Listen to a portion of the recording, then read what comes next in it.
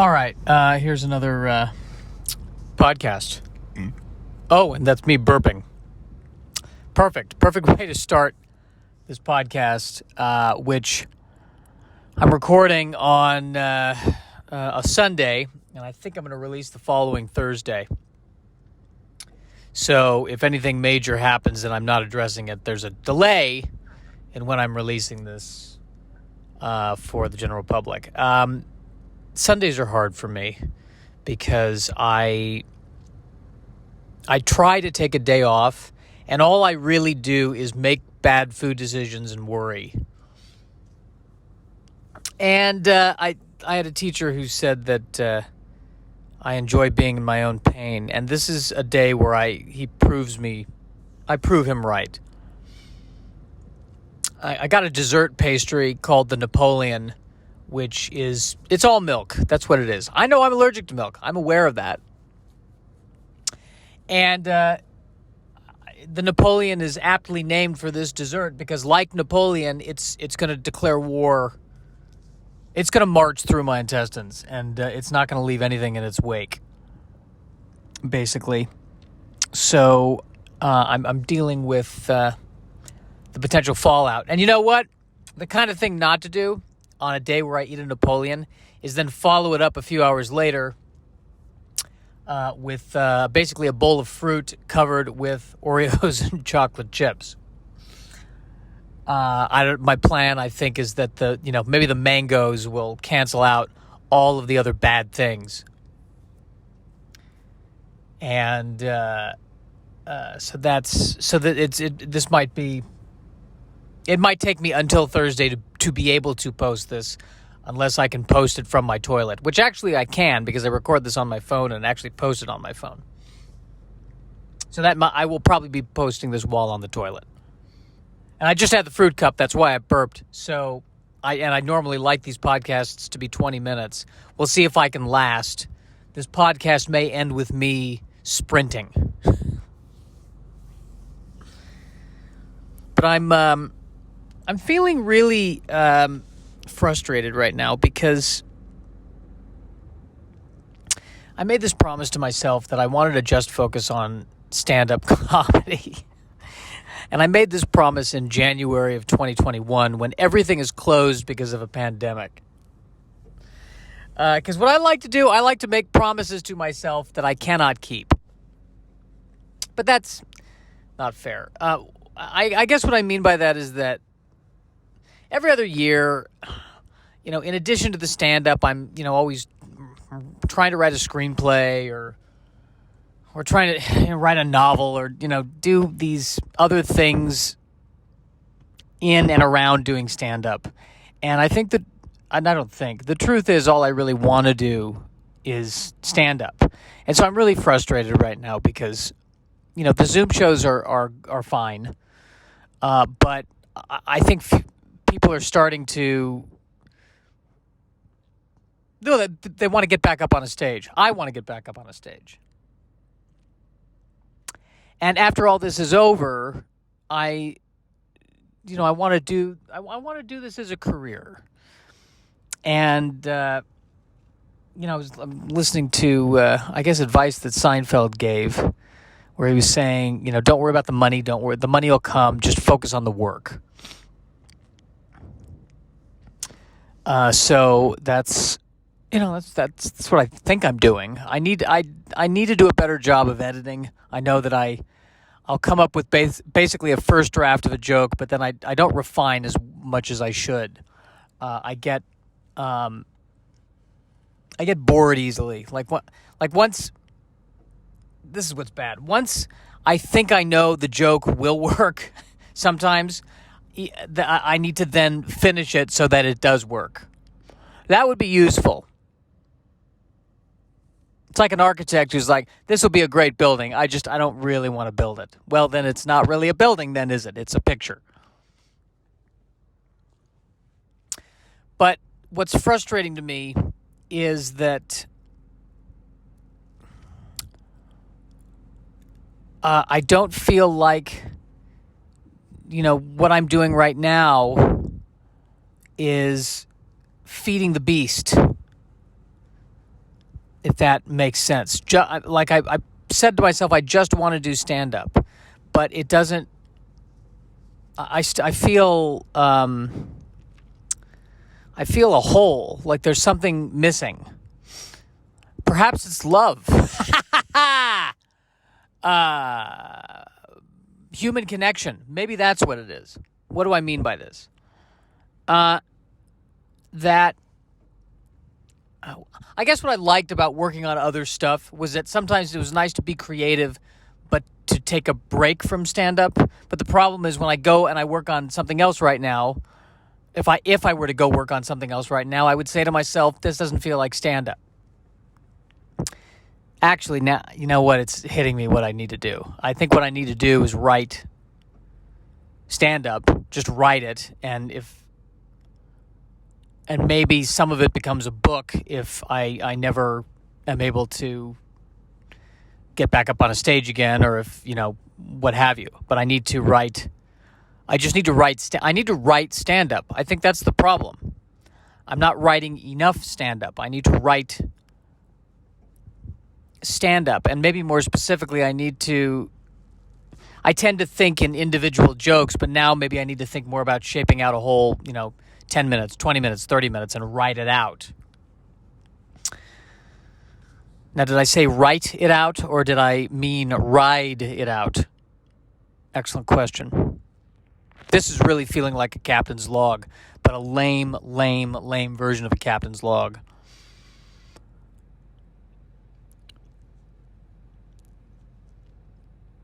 It'd be great if there was one captain's log in Star Trek. Captain's log, Stardate 265 Mark 42. I don't feel like doing this right now.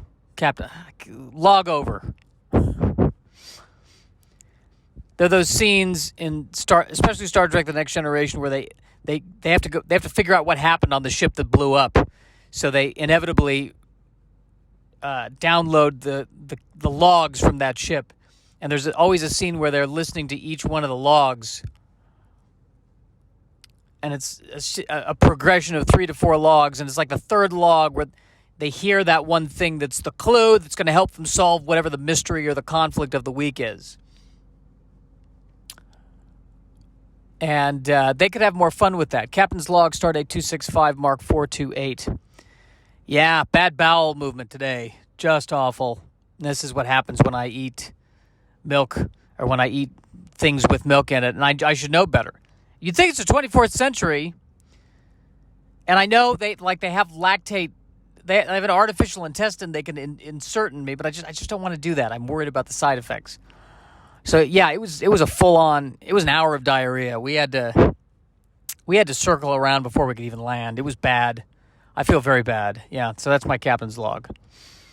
Captain's log started at 265 Mark 812. Well, today it's constipation. This is the life of IBS. Swings from one end of the pendulum, swings from one to the other, all in the space of a day. So now I never thought I would miss the diarrhea, but just nothing is moving. Nothing is, man, set phasers to, enema. All right, end of my log. Captain's log, start at 265, Mark 427. Well, it was a combination. It started as one, then it turned into the other today, and I was on the toilet for 2 hours. It was awful. By the way, it turns out that alien civilization, the way to turn on the self-destruct is red, green, red. Glad I got that in the log. And that's the thing that enables the Captain Picard to go and save the day. But it would what am I saying? It would be nice to see an episode where one of the, like Geordi or Picard, whoever's listening to the logs, just has to listen to stuff they do not want to listen to get to the necessary information. Captain's log, started 265, Mark 281. Sometimes when I feel lonely, I grab my own butt. Perfect. Well, this has become a very juvenile podcast. I've actually had the thought of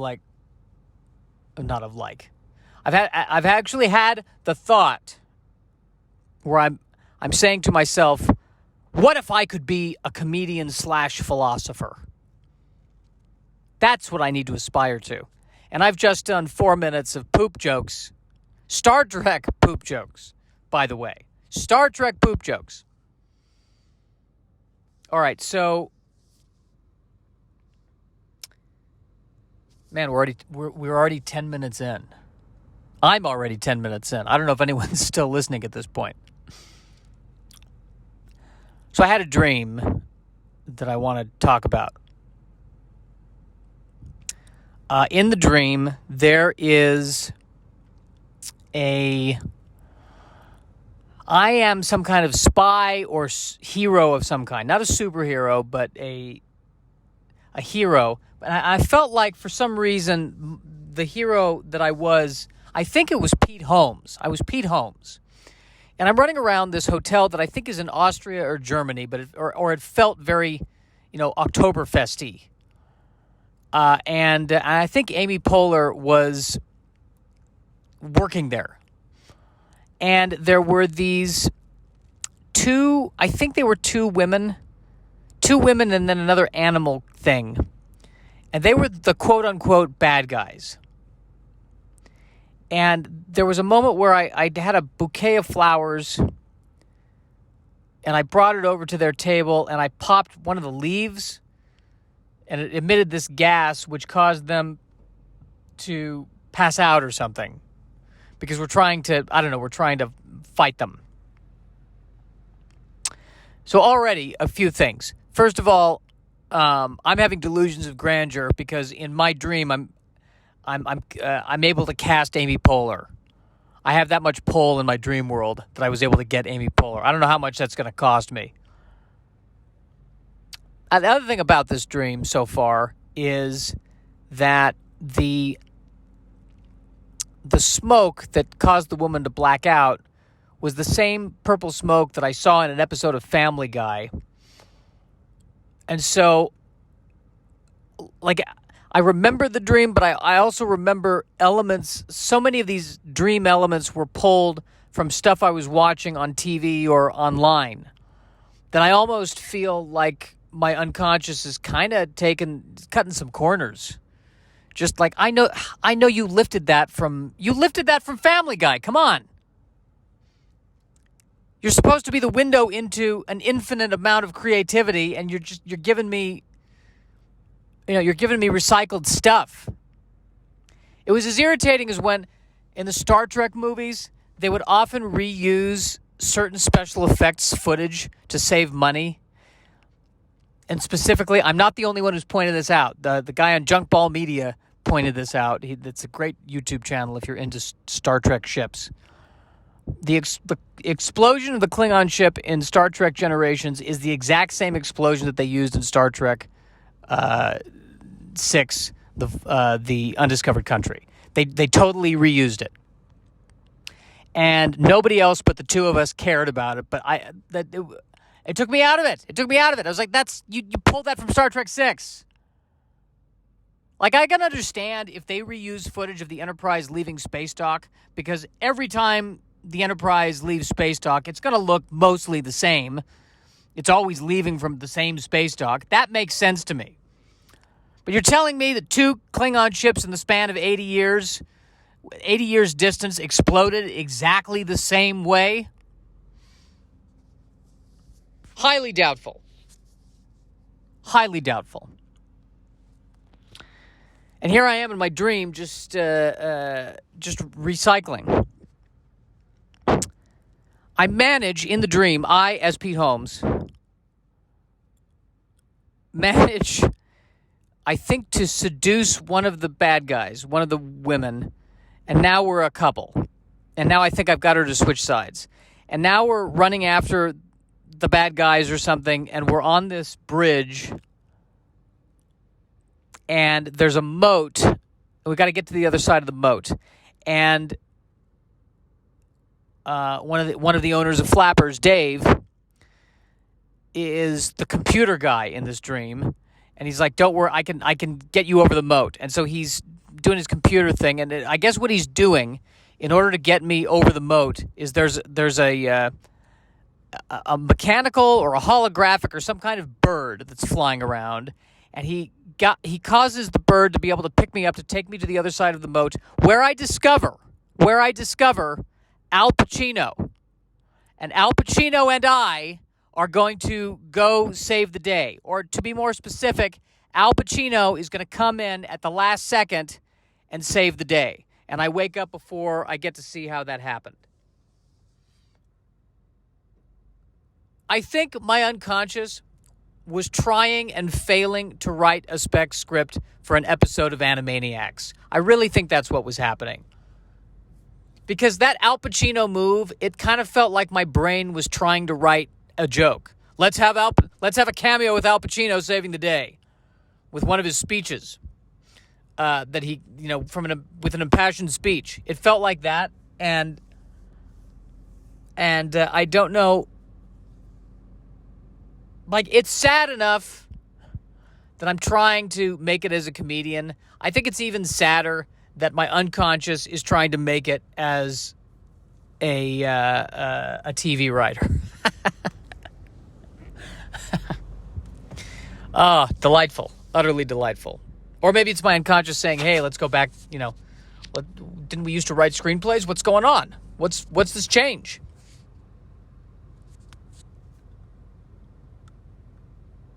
Good. I'm glad I could share that dream with you, and we're almost at the end of this beautiful journey that we have. I still don't have to poop, but I'm definitely feeling that bloated feeling, which I get when I make the food decisions that I make. Incidentally, the Napoleon I got at this new pastry shop that opened up on in downtown Burbank on San Fernando, right near Granville.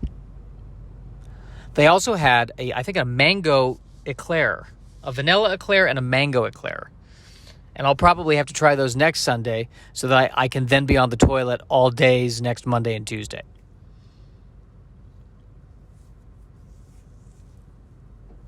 The Napoleon. To have a dessert named after the guy, who I think killed a lot of people. And I've done no research on why the decision was made to name it the Napoleon.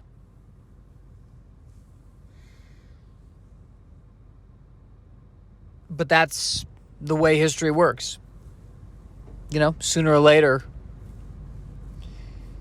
we might soon be eating a George W. Bush, which is like a crepe or something. I don't know.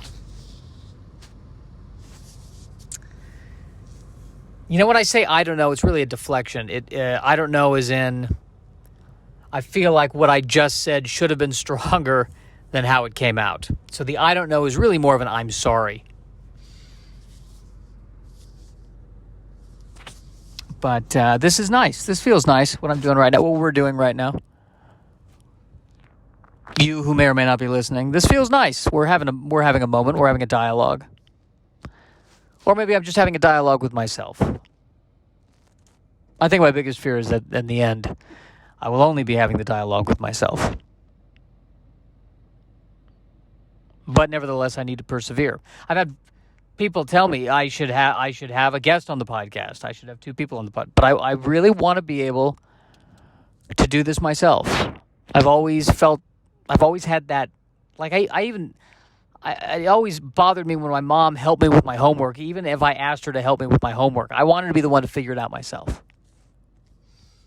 And so I guess that's what I'm doing here. Just trying to figure it out myself. As crazy as that is. All right, I think we're good.